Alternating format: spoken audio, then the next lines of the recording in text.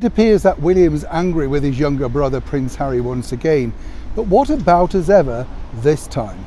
Hi, good morning, Neil Sean here. We're still in the beautiful town of Huddersfield today, the very heart of West Yorkshire. And the building that you're seeing at the side of you now is a very special place because way back in Easter 1937, yes, I know, I wasn't born then before you ask, no, but it did open as the Palace Theatre. It was a splendid venue. All the big stars of the day came to this particular venue, including, of course, some of my favourites like Laurel and Hardy, and then further on down the line, the brilliant Harry Worth, and of course, another favourite for those internationally may not have known of this lady, Hilda Baker. She had a catchphrase called She Knows, You Know, and she didn't waste money on very expensive hotels. She had a caravan at the side of the theatre that she lived in with her pet monkey.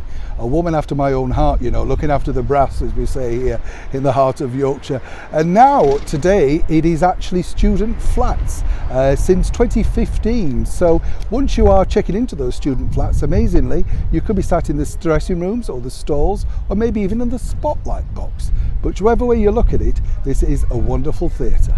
Back as ever though to your breaking royal story of the day. This story really centres on the fact that there's an ongoing battle, as we've said many times here on the show, between William and Harry.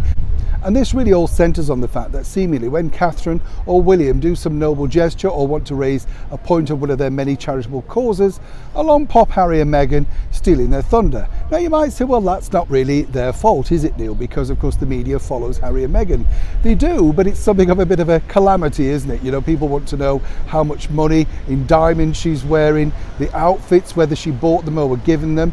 Basically, they're non-royals, you know, they're kind of excommunicated, you might say, simply because people want to know, well, where is all of that cash coming from?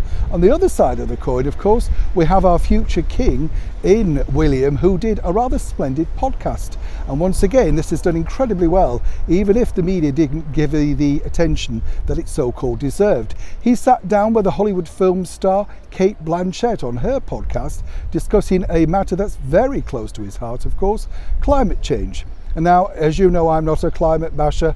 I think we all should do our bit for the planet, but it is an interesting take on it, and a rather revealing take on exactly how William and Catherine, and of course their three young children, live their lives.